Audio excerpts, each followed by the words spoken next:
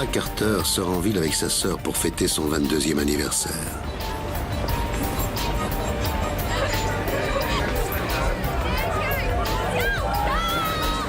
Mais l'euphorie fait bientôt place à la peur lorsqu'Amanda ne rentre pas chez elle. D'après la description qu'on a eue, le chauffeur avait une tête de porc.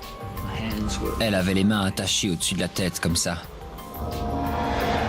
C'était un suspect des plus sérieux. Combien y avait-il de chances pour que plusieurs hommes roux et barbus se trouvent à Hobart ce soir-là? On s'est dit qu'il finirait par faire une erreur ou que quelqu'un le dénoncerait. Prouvez-le. Et si vous pensez que je suis coupable, arrêtez-moi. Et si ce n'était pas Amanda, où était-elle allée? Quand on lui a demandé s'il avait eu des rapports sexuels, il a répondu non. Il nous a dit que ces deux filles étaient sorties le samedi soir pour fêter les 22 ans d'Amanda, que la famille était très soudée et qu'Amanda, Debbie et Brenton vivaient encore à la maison. C'était vraiment un environnement idéal pour grandir. C'était une famille chaleureuse et très soudée. Généralement, on ne s'inquiète pas quand une jeune femme de 22 ans ne rentre pas à la maison, mais selon eux, elle rentrait toujours. On a fouillé dans ses affaires pour voir s'il manquait des vêtements, un sac, des livres ou quelque chose indiquant qu'elle serait partie avec l'intention de ne pas rentrer de la nuit. Mais on n'a rien trouvé. L'alerte a donc été donnée très tôt et ça ne ressemblait pas à un cas de disparition ordinaire. La police s'empresse de retracer les derniers déplacements de la jeune femme. Sa sœur Debbie nous a dit qu'elles étaient allées dans différents bars, qu'elles en avaient bien profité et qu'elles avaient beaucoup bu. Et après minuit, elles sont allées au Hope and Anchor. Mais Debbie ne se souvenait plus très bien de ce qu'elle avait fait, avec qui elle était, ni où était sa sœur. Beaucoup de gens ont parlé à Amanda Carter, mais rien ne laissait penser qu'elle allait faire quelque chose d'inhabituel. Tous ceux qui la connaissaient pensaient qu'elle allait prendre un taxi. C'était généralement ce qu'elle faisait.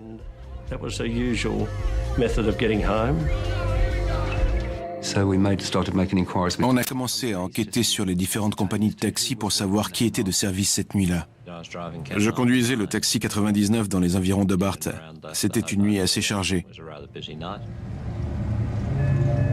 J'ai dit à la police que j'avais vu quelqu'un assis sur le pas de la porte du vieux bâtiment d'une compagnie d'assurance entre 2h45 et 3h du matin. D'autres chauffeurs de taxi disent avoir vu cette même jeune femme. Personne ne pouvait certifier que c'était Amanda Carter, mais beaucoup nous ont dit qu'elle lui ressemblait et que c'était la station de taxi où elle avait l'habitude d'aller. Mais selon les témoignages, l'heure varie entre 1h30 et 3h30 du matin. 3 chauffeurs nous ont dit avoir vu un taxi jaune sur les places de stationnement juste devant les marches où se trouvait la jeune femme. L'un d'entre eux a vu un chauffeur de taxi s'approcher des marches du bâtiment, ramasser un sac à main et le jeter dans sa voiture. Le taxi était juste devant lui et il a pu noter qu'il s'agissait du numéro 58. C'était une piste qu'on voulait à tout prix exploiter parce qu'Amanda avait son sac avec elle. Il y avait donc une chance pour que ce sac soit le sien.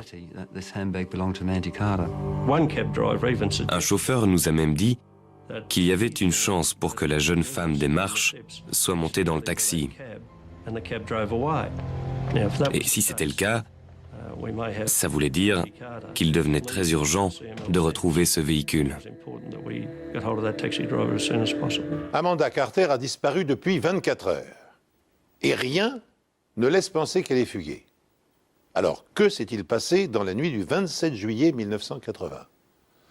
Amanda, qui avait beaucoup bu dans les bars en compagnie de sa sœur, s'est volatilisée sans explication.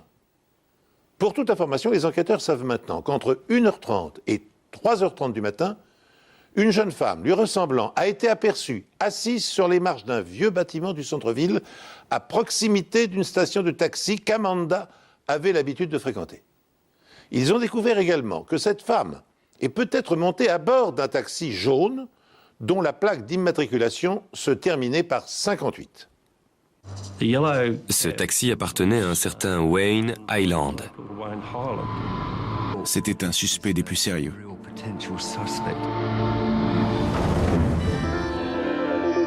Cela fait 48 heures qu'Amanda Carter a disparu. La police a déjà retrouvé ce qu'elle pense être son sac à main dans le coffre d'un taxi.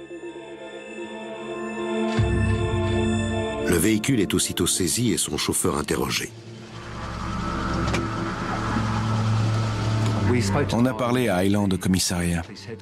Il nous a dit que dans la nuit de samedi à dimanche, il avait rencontré une jeune femme assise sur des marches en face de la poste et qu'il lui avait demandé si elle avait besoin d'un taxi. Mais elle lui aurait répondu qu'elle attendait un ami. Il nous a dit qu'il était donc remonté dans son taxi, qu'il était allé à la station de Murray Street, où il a conduit une cliente jusqu'à Windermere.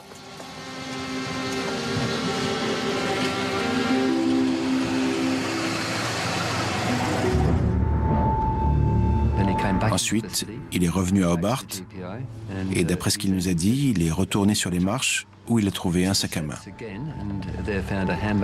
Et c'est celui qu'on a retrouvé dans sa voiture. Il n'a pas pu nous dire avec certitude s'il s'agissait d'Amanda Carter, parce qu'il ne la connaissait pas. Mais d'après la description qu'on lui avait donnée, il a dit que ça pouvait être elle. La jeune femme en question est-elle Amanda Carter? Et dans ce cas, qui attendait-elle? Et surtout, le sac retrouvé dans le coffre du taxi lui appartient-il?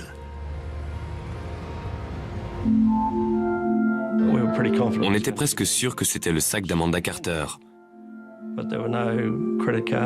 Il n'y avait ni carte de crédit, ni pièce d'identité, mais il ressemblait beaucoup à la description du sac d'Amanda. On est allé à Turella pour parler à monsieur et madame Carter, ainsi qu'à Debbie. On leur a montré le sac et à notre grande surprise, ils nous ont dit que ce n'était pas le sien. Ils étaient catégoriques sur ce point. On leur a dit qu'on était quasiment sûr que c'était le sien, mais ils n'ont pas hésité une seconde. Ils connaissaient son sac et ça, ce n'était pas celui d'Amanda. On a immédiatement informé les médias pour tenter de découvrir à qui il appartenait. Les enquêteurs ont interrogé le chauffeur de taxi qui a trouvé le sac et qui avait parlé juste avant avec sa propriétaire.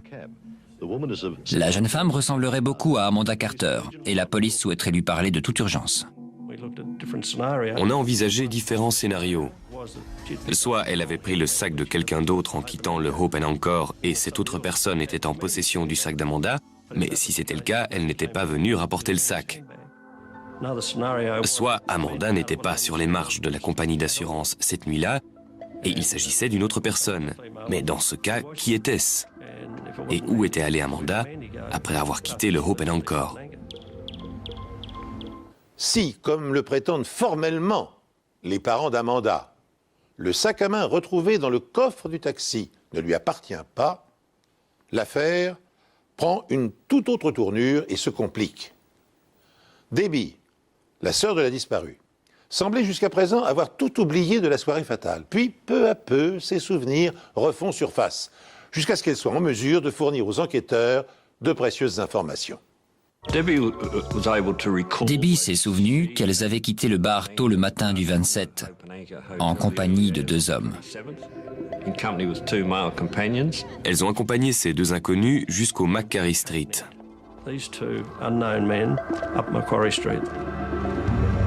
On pense qu'elles marchaient séparément. Amanda avec l'un des deux hommes et Debbie avec l'autre. Elle se souvient qu'au moment où ils sont arrivés au niveau du centre commercial, ils se sont séparés et d'après elle, Amanda s'apprêtait à prendre un taxi pour rentrer chez elle.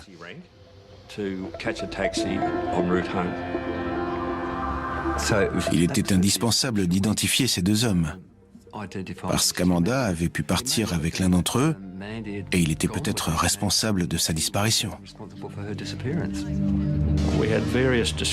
On a eu différentes descriptions, mais on sait qu'ils avaient dans la vingtaine et que l'un d'entre eux était barbu. D'une certaine façon, on a eu de la chance, parce que l'un des deux avait une barbe rousse. Alors on s'est immédiatement adressé aux médias pour diffuser un portrait robot de ces hommes.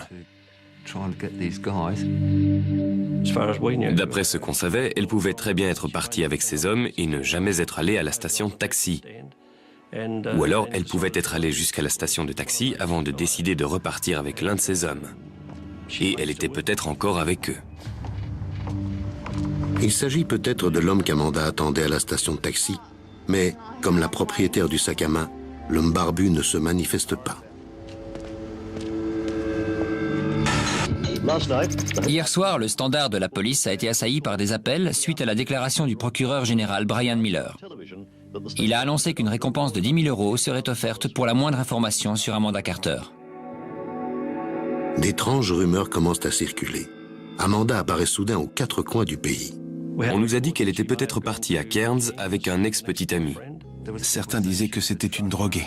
D'autres nous ont dit qu'elle était à Swansea, sur la côte est de la Tasmanie, dans un camion de transport de bois. Elle serait partie dans le Queensland avec des motards. On a eu des tas d'appels nous disant où se trouvait Amanda. Et même si ce n'était que des informations farfelues, il fallait tout explorer et dans un sens, on était à chaque fois soulagés de ne rien trouver. Le père d'Amanda, Don Carter, est désespéré. Si vous savez quelque chose ou que vous avez vu la moindre chose inhabituelle ce soir-là, n'hésitez surtout pas à appeler la police. Vous avez des informations?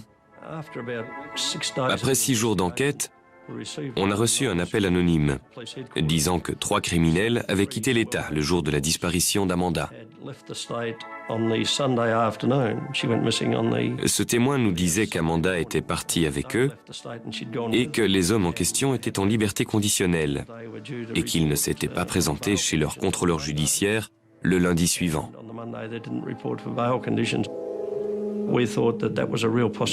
On s'est dit qu'il y avait de grandes chances pour qu'elle soit partie avec eux ou qu'elle ait été enlevée.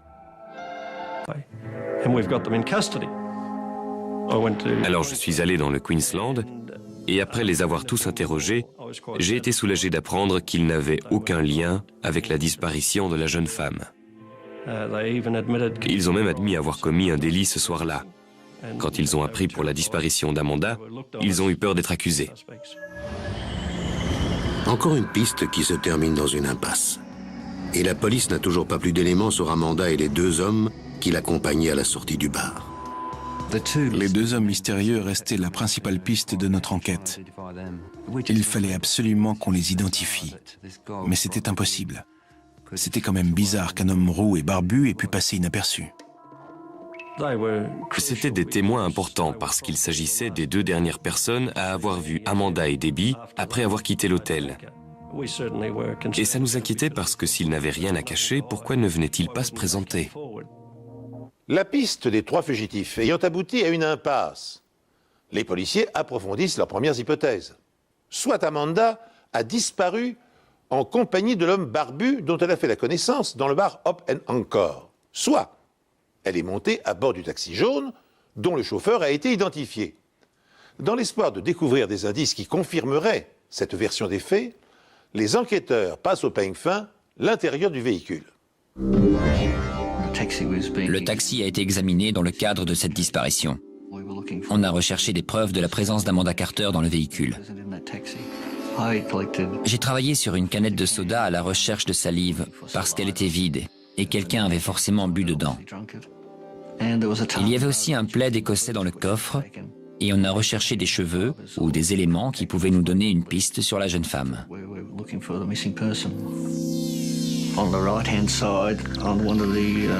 Sur la roue arrière droite, il y avait comme un bout de roseau. On n'a rien trouvé qui puisse lier Amanda Carter à ce taxi.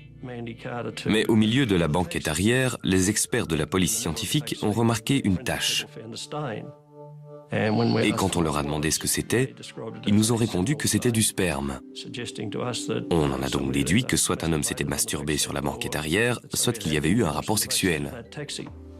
Les scientifiques nous ont dit que les taches étaient récentes, parce qu'il y a beaucoup de passages dans un taxi, et les taches auraient fini par disparaître. Il nous fallait des explications.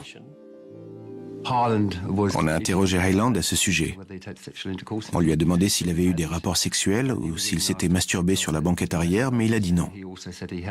Il nous a dit qu'il était le seul à conduire ce taxi. Il y avait donc de grandes chances pour que ce soit lui. Il fallait donc qu'on obtienne son groupe sanguin. On lui a demandé de nous fournir un échantillon de sang, mais il a refusé, chose qu'il avait le droit de faire. Cette tâche et le manque de coopération d'Hyland éveillent les soupçons. Mais Hyland a un alibi. Tôt le dimanche matin, il conduisait une dernière cliente à Windermere.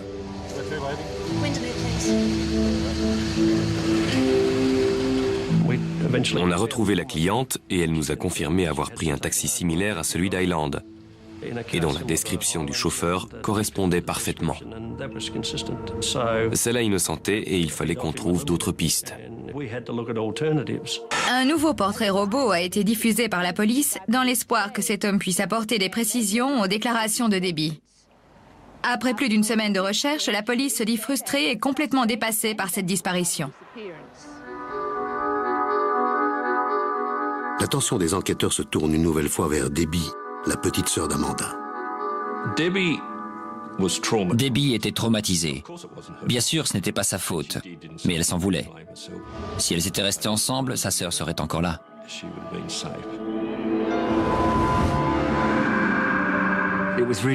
C'était très frustrant de ne pouvoir obtenir plus d'informations de Debbie. Dans une tentative désespérée, la police demande à Debbie de se faire hypnotiser. On travaillait énormément. On faisait des journées de 17 ou 18 heures et l'hypnothérapeute parlait d'une voix très monocorde. Les seuls souvenirs qu'on a sont les miens parce que Blue s'est endormi. Mais ça valait la peine d'essayer. On n'a pas obtenu grand-chose, mais il fallait le faire. Et au point où on en était, on n'avait rien à perdre. On s'est dit que la moindre petite chose pouvait nous aider, mais on n'a rien obtenu. 2 semaines après la disparition d'Amanda, l'enquête est dans l'impasse. La publication dans la presse de plusieurs portraits robots, les appels à témoins, les interrogatoires du chauffeur de taxi et de la sœur d'Amanda sous hypnose ont échoué. Alors que les chances de réussite s'éloignent, un appel téléphonique providentiel ouvre enfin aux policiers de nouvelles perspectives. Un jeune homme de Tulloch sur la côte ouest de la Tasmanie est tombé sur un journal de la semaine précédente avec le portrait robot sur lequel il s'est reconnu. Il a contacté la police et il s'est avéré que c'était notre homme. Ça a été un énorme progrès pour nous quand les 2 hommes sont venus et nous ont dit qu'ils étaient ceux que l'on cherchait. Il s'agissait de Stanley Hibbins et Lester Galbot. L'un des 2 était roux et barbu et c'est ce qui leur a fait penser qu'ils étaient ceux que l'on cherchait. Les 2 hommes disent avoir quitté Hobart le dimanche et ne rien savoir sur la disparition d'Amanda. Les 2 hommes se souvenaient de tout ce qui s'était passé. Et ils ont dit qu'ils étaient allés au Hope and Anchor, où ils avaient rencontré Debbie et Amanda Carter.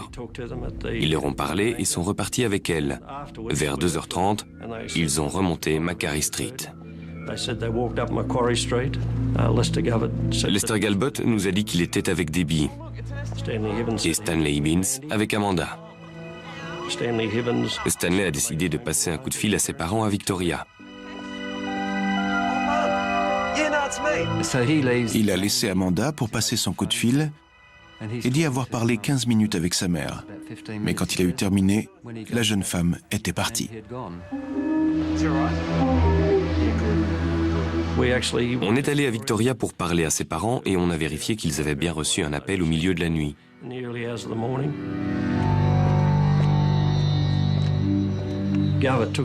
Lester Galbot a pu nous en apprendre davantage parce qu'avant de quitter la poste, il a parlé à Amanda. Il l'a aperçue de l'autre côté de la rue et à ce moment-là, elle attendait un taxi pour rentrer.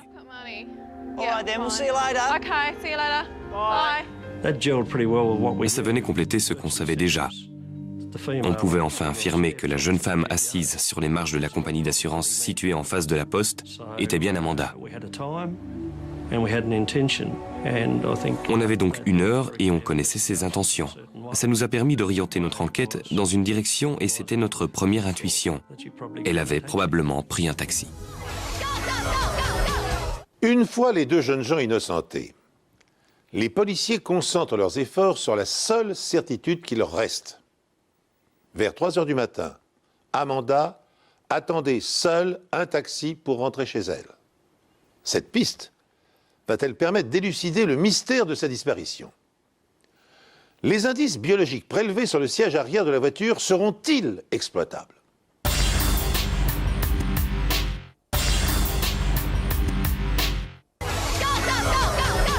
Amanda Carter fête son 22e anniversaire quand elle décide de quitter sa sœur et les 2 garçons qui les accompagnent pour prendre un taxi vers 3 heures du matin.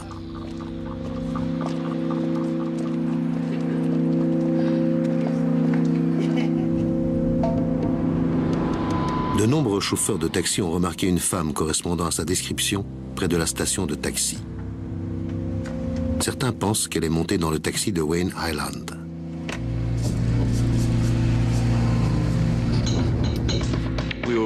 On savait qu'Highland avait déjà été arrêté pour agression, vol, cambriolage, mais rien de très sérieux. Il est ce que j'appellerais un petit escroc, un sale type. Quelqu'un de vraiment très arrogant. Mais la police n'a rien qui permette de lier Highland à la disparition d'Amanda, hormis une tache sur la banquette arrière de son taxi qui est sur le point de dévoiler ses secrets. Il y avait des chances pour que ces traces soient le résultat d'une masturbation. Dans ce cas, on aurait uniquement trouvé du sperme. Mais il y avait aussi des sécrétions vaginales, ce qui voulait dire qu'on avait une tache à double composition. Les experts pensaient qu'il y avait 2 groupes sanguins dans cette tache. Et ils appartenaient à un homme et à une femme. On en a conclu qu'un homme et une femme avaient eu une relation sexuelle sur la banquette arrière de ce taxi. À ce moment-là, on avait les 2 échantillons prélevés dans le taxi, mais on ne savait pas où était Amanda. On n'avait pas de corps, donc rien pour faire des comparaisons. Les traces de fluide découvertes sur la banquette arrière du taxi prouvent qu'un homme et une femme y ont eu des relations sexuelles. Pour savoir si le chauffeur est impliqué, la police lui demande de fournir un échantillon de sang. Mais Wayne Highland refuse catégoriquement de coopérer. Intrigués, les policiers décident de l'interroger une nouvelle fois, de manière plus musclée. Pendant 4 ou 5 heures, on l'a interrogé, menacé, raisonné. On lui a parlé de tous les éléments qui le désignaient comme suspect. Mais il a nié catégoriquement et disait ne rien savoir sur la disparition d'Amanda. Il nous a soutenu qu'il n'avait pas emmené Amanda Carter et qu'elle n'était jamais montée dans son taxi. Mais il n'avait aucune explication pour les taches sur la banquette arrière de la voiture. Quand on lui a demandé comment des taches de sperme auraient pu apparaître sur la banquette du véhicule qu'il était le seul à conduire, il a répondu qu'il n'en avait aucune idée.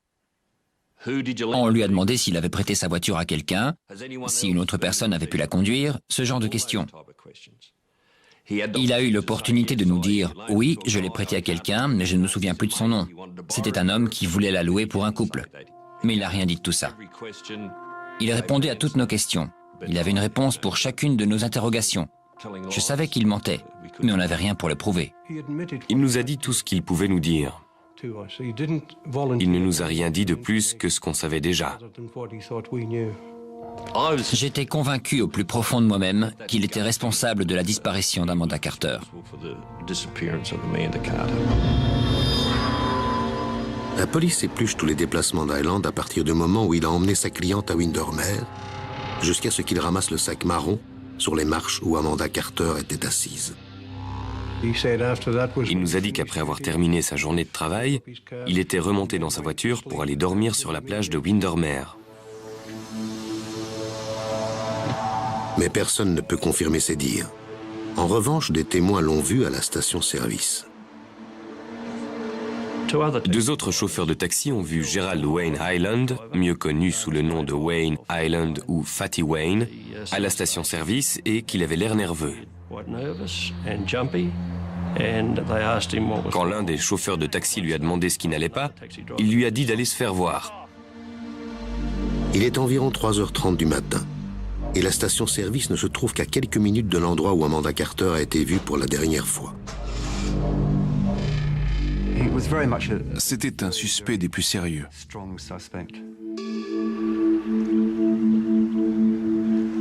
Et puis, le 11 septembre, en fin d'après-midi, j'ai reçu un appel me disant qu'un corps avait été retrouvé.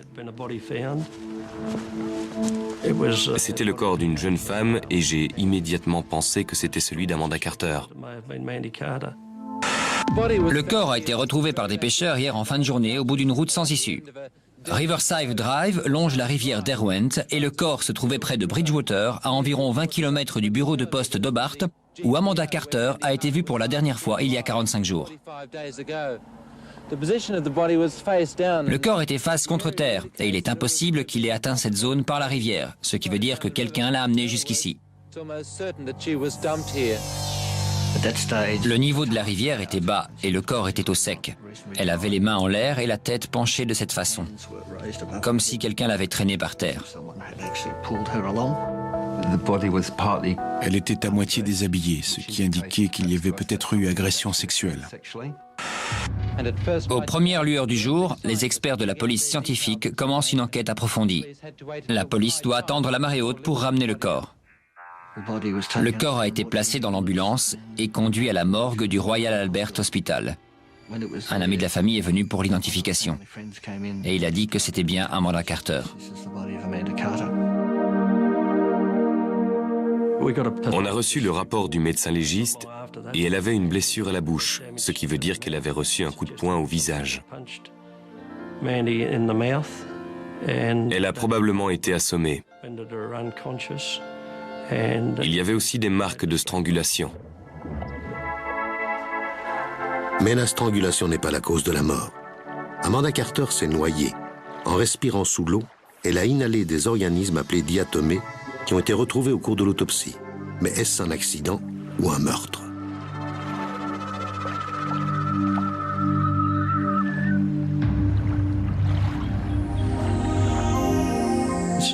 Étant donné la position de ses mains, je pense que quelqu'un lui a maintenu la tête sous l'eau de force. Mais qui a pu l'emmener jusqu'ici? Comme pour toutes les affaires de meurtre, le médecin légiste procède à un prélèvement vaginal. On a retrouvé des traces de sperme. La plus grosse concentration était dans la partie supérieure du vagin. Et ce n'est pas surprenant, parce qu'elle était sur le ventre, et les mouvements de l'eau n'ont pas pu atteindre cette partie qui était protégée par des poches d'air. Et c'est pour cette raison qu'on a pu obtenir ces preuves. Parvenu à ce point de notre récit, sachez que 2 dates sont importantes dans l'histoire médico-légale. En 1901, un médecin allemand réussit à prouver que les albumines de chaque sorte de sang sont différentes. Il devient dès lors possible de différencier sans risque d'erreur sang humain et sang animal, et de confondre maintenant les suspects qui prétendent que les taches de sang retrouvées sur leurs vêtements proviennent d'un poulet ou d'un lapin et non d'une victime humaine.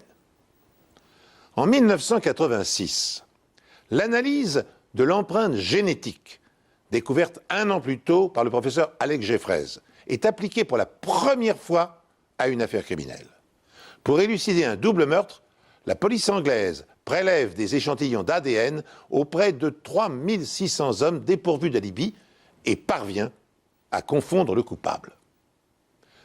Dans le cas qui nous intéresse, bien antérieur à la découverte de l'ADN, l'analyse du sperme retrouvé sur le cadavre d'Amanda est de peu d'utilité. C'est pourquoi les enquêteurs doivent recourir aux anciennes méthodes pour trouver les preuves pouvant relier Wayne Island à la scène de crime. Essayez de savoir si quelqu'un a été vu dans cette zone, si une voiture a circulé ici ce soir-là. Trouvez-moi tous les pêcheurs qui viennent régulièrement ici, parce que c'est forcément quelqu'un qui connaît la région. On a parlé aux habitants des environs qui nous ont dit qu'ils avaient vu 2 voitures sur Riverside Drive. Et certains nous ont parlé d'un taxi. On nous a dit qu'un chauffeur de taxi avait été vu le long de cette route. Et d'après notre témoin, ce chauffeur avait une tête de porc. Et je trouve que cette description convenait parfaitement à Highland. Quand Amanda Carter a été vue pour la dernière fois dans la nuit du 26 au 27 juillet, elle disait à ses amis qu'elle allait prendre un taxi pour rentrer chez elle. On sait au moins dans quelle direction son agresseur l'a emmenée. On sait sans aucun doute qu'il l'a conduite jusqu'à cet endroit. On a également beaucoup étudié la voiture d'Hyland. On a retrouvé de la terre au niveau des roues et on pouvait dire que c'était le genre de terre rouge qu'on trouve dans cette zone. Mais ça ne voulait pas dire que c'était la même. Et l'herbe était la même que celle retrouvée dans la région de Bridgewater. Mais on ne pouvait pas affirmer que cette terre ou cette herbe provenait de cet endroit précis, au nord de Riverside Drive. C'était frustrant parce qu'on voulait vraiment résoudre cette affaire grâce aux preuves scientifiques. On savait qu'elle pouvait nous apprendre quelque chose. On pensait trouver quelque chose sur cette scène de crime, un lien avec Hyland, mais on n'a rien trouvé. Les seules preuves qu'on avait, c'était des témoins qui avaient vu un taxi venir et repartir et dont la description du chauffeur correspondait à celle d'Hyland. Les enquêteurs décident de l'interroger à nouveau.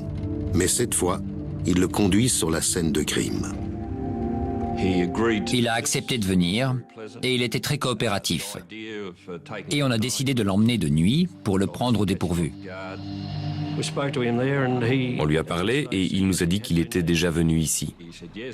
Il nous a dit qu'il venait souvent y pêcher et qu'il passait régulièrement dans cette zone avec son taxi. Ce qui était cohérent, parce que c'est le genre d'endroit où on peut aussi bien venir pêcher que ramener des clients. Mais il nous a soutenu qu'il n'était pas venu à cet endroit la nuit en question, qu'il n'avait pas emmené Amanda Carter et qu'il n'avait rien de plus à ajouter que ce qu'il nous avait dit lors des 2 autres interrogatoires. Il nous manquait des éléments importants. Je le savais et je crois qu'il le savait. Et c'est pour ça qu'il n'en disait pas trop. Il n'a pas bougé. Il nous a dit « prouvez-le, et si vous pensez que je suis coupable, arrêtez-moi ». Il a commencé à nous dire qu'on le harcelait et c'était pour ainsi dire le cas, mais je ne dirais pas que c'était du harcèlement. On menait une enquête et il fallait qu'on aille jusqu'au bout. Je me souviens lui avoir dit qu'il ferait mieux de s'y habituer parce qu'il y aurait d'autres interrogatoires. On lui a bien fait comprendre que tous les enquêteurs étaient d'accord sur le fait qu'il était responsable de la mort d'Amanda Carter.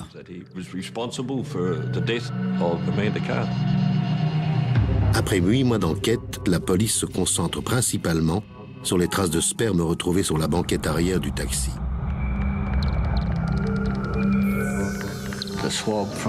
L'analyse de la substance prélevée sur la banquette arrière a dévoilé la présence de 2 groupes sanguins différents. L'un du groupe A et l'autre du groupe B. Mais il était difficile de savoir lequel appartenait à l'homme et lequel appartenait à la femme. D'après l'autopsie, Amanda Carter est de groupe sanguin A. Mais les globules rouges ont été endommagés et les résultats sont faussés. Afin de déterminer si Amanda Carter était bien de groupe A, on s'est intéressé au groupe sanguin de la famille. Et on a pu en conclure, avec une forte probabilité, qu'elle était bien de groupe A.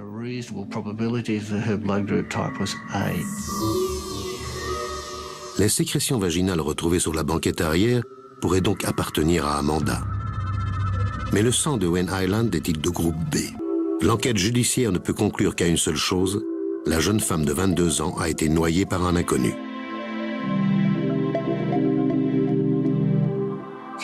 On a placé les prélèvements au congélateur et on s'est remis au travail pour tenter de trouver la preuve qui pouvait nous donner raison.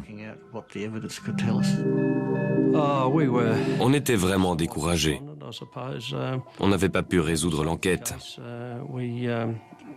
On connaissait tous assez bien la famille et on leur disait constamment qu'on y arriverait.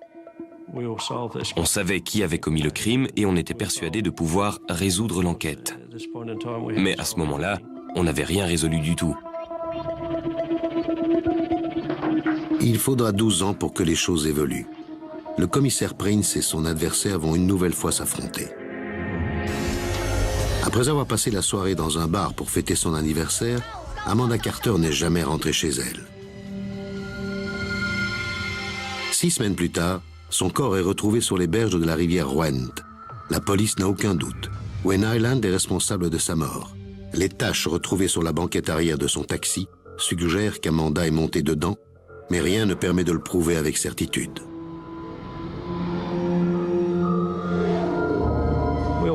On s'est toujours dit qu'un jour, grâce à l'avancée des techniques d'analyse, on pourrait découvrir plus que les groupes sanguins. Aussi qu'Hyland finirait par faire une erreur ou que quelqu'un le dénoncerait.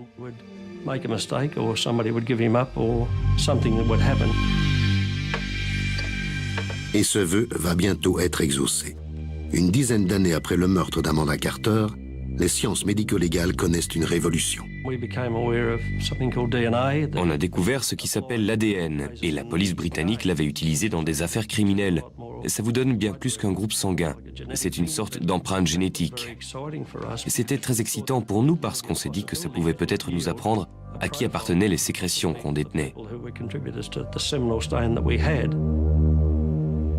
Les prélèvements effectués sur la tache et le sang d'Amanda Carter sont extraits du congélateur et transmis à un expert travaillant à Melbourne pour des tests approfondis.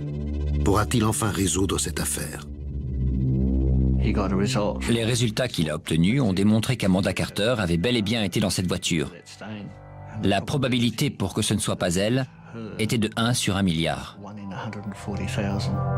It meant the Statistiquement parlant, il y avait une très forte probabilité pour que ce soit son ADN sur la banquette arrière.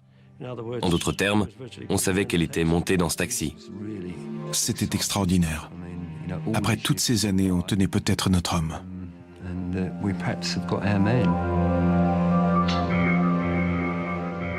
Il est désormais temps pour eux de retrouver leur principal suspect, parti à Melbourne. Hyland croit d'abord que la police locale souhaite l'interroger sur une affaire d'escroquerie dans laquelle il est impliqué, jusqu'à ce que le commissaire Prince entre dans la pièce. he saw us and Quand il nous a vus, il est devenu très pâle et il s'est mis à trembler. shaking. Alors je lui ai demandé s'il se souvenait de moi. Me? Comme vous le savez, je suis le commissaire Prince. Je vous présente l'inspecteur Bolland. Alors, vous avez été promu? Plusieurs fois, oui. After that, we Après ça, on a échangé quelques banalités et je l'ai une nouvelle fois informé des accusations dont il faisait l'objet. to him once again. Vous avez eu des rapports sexuels sur la banquette arrière de votre taxi? Ce jour-là, j'en sais rien. À quelques jours près? J'en ai aucune idée. Vous vous êtes déjà masturbé à l'arrière de votre taxi, celui que vous aviez en 1980? Je m'en souviens pas. Vous auriez pu? Peut-être, je sais pas. Ça fait longtemps, j'en ai aucune idée. La plupart des gens savent s'ils se sont déjà masturbés dans leur voiture, non? Avez-vous agressé Amanda Carter? Non, Avez-vous tué Amanda Carter? non. Les preuves scientifiques sont mises en avant. Les analyses scientifiques montrent que la tache retrouvée à l'arrière de votre taxi contenait un mélange de sperme et de fluide vaginal. Ces tests indiquent également qu'une partie de cette substance correspond à ce qu'on appelle le profil ADN d'Amanda Carter. Vous avez une explication? Non. Êtes-vous sûr que vous n'avez jamais eu de rapport sexuel avec Amanda Carter sur la banquette arrière de votre taxi? Oui. Seriez-vous prêt à nous fournir un échantillon de votre sang pour des analyses? On m'a posé cette même question il y a 10 ans et on m'avait dit de ne pas le faire. Alors pourquoi je le ferais maintenant? Je dois voir un avocat avant de vous donner quoi que ce soit. Y a-t-il quelque chose que vous aimeriez nous dire à propos de cette enquête? J'en ai marre de tout ça. Vous m'avez jamais lâché, vous m'avez toujours traqué et j'ai l'impression que vous allez remettre ça. Alors je vous le répète, je n'ai rien à voir avec ça. Je ne sais rien sur sa disparition ou sur sa mort ou sur quoi que ce soit. Je comprends votre position, mais je ne vois pas pourquoi vous vous acharnez sur moi. Je crois qu'il avait compris que l'enquête avait progressé. Je suppose qu'il s'imaginait qu'après 13 années passées dans 2 États différents, il serait un homme libre. He was a free man. Il pensait que la police ne le poursuivrait plus et qu'il était parti suffisamment loin. Mais il s'était trompé. À la fin de la journée, on l'a inculpé et ramené en Tasmanie. J'ai appelé Don Carter pour lui dire et la famille était soulagée d'apprendre qu'il avait enfin été arrêté après tant d'années. Une fois Hyland sous les verrous, la police obtient du juge l'autorisation de réaliser sur lui un test sanguin. Le résultat est sans surprise, son empreinte ADN est identique à celle de l'échantillon de sperme prélevé sur la banquette de son taxi et congelé, je le rappelle, 12 ans plus tôt. Il aura fallu 13 ans pour parvenir à l'inculper. Gerald Wayne Hyland a plaidé non coupable pour le meurtre d'Amanda Carter, disparue le 27 juillet 1980. Le procureur Damien Bugg a informé le jury que l'affaire reposerait sur des analyses ADN beaucoup plus précises que celles effectuées à l'époque du crime. Le procès a commencé cette semaine, mais aujourd'hui, les choses prennent une tournure inattendue. Après 3 jours de procès, Damien Bugg m'a appelé pour me dire que j'avais fini par le coincer. Et quand je lui ai demandé des explications, il m'a dit que la défense était venue le voir pour lui proposer de plaider coupable pour homicide involontaire. L'acte d'accusation a été lu une nouvelle fois. Et après 3 jours de procès, Hyland nie toute préméditation dans le meurtre d'Amanda Carter, mais plaide coupable pour homicide involontaire. Le procureur Damien Bugg a déclaré à la cour qu'Hyland avait tenté de déshabiller Mademoiselle Carter à l'arrière de son taxi alors qu'elle était endormie. D'après l'accusation, Hyland s'était rendu à la station de taxi.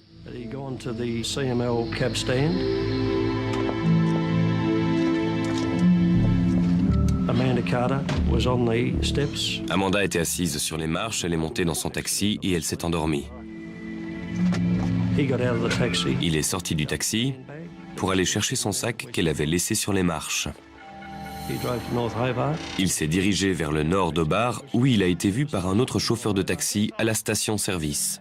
Et puis, il a repris la route en direction de Bridgewater et s'est arrêté sur Riverside Drive.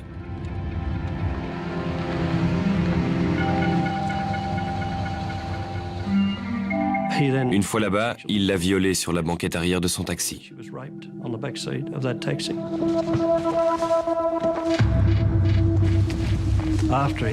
Après ça, il a tenté de l'étrangler et lui a probablement maintenu la tête sous l'eau.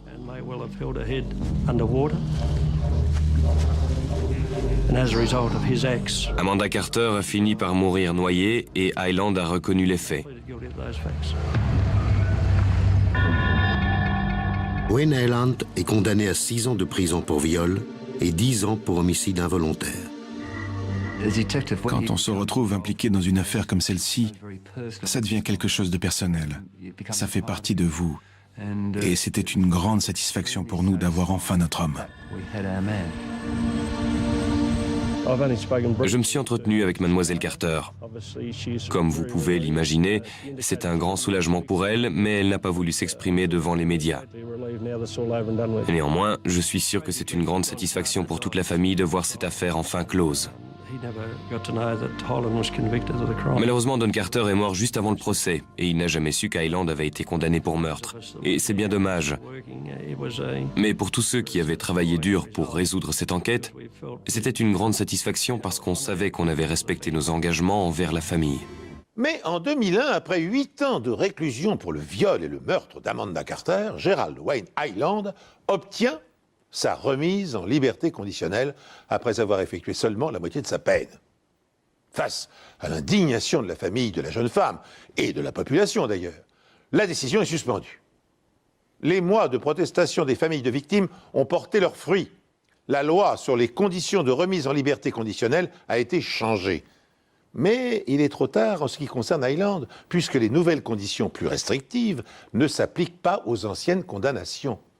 Il est quand même libéré. Je trouve que 8 ans de prison pour avoir pris la vie d'une personne, c'est vraiment dérisoire. Aujourd'hui, il est en liberté, mais Amanda, elle, est morte. Cependant, le ministère de la Justice de Tasmanie décide de jouer la transparence et publie le communiqué suivant. Monsieur Hyland, un homme intelligent et plein de ressources, a eu une attitude positive durant sa détention. Il a travaillé dur et s'est montré poli et bien élevé. Mais il n'a témoigné aucun remords par rapport à son crime et aucune compassion pour sa victime. Je vous laisse le soin d'apprécier ce commentaire. Merci de nous être fidèles. Rendez-vous bientôt sur cette antenne pour une nouvelle enquête impossible.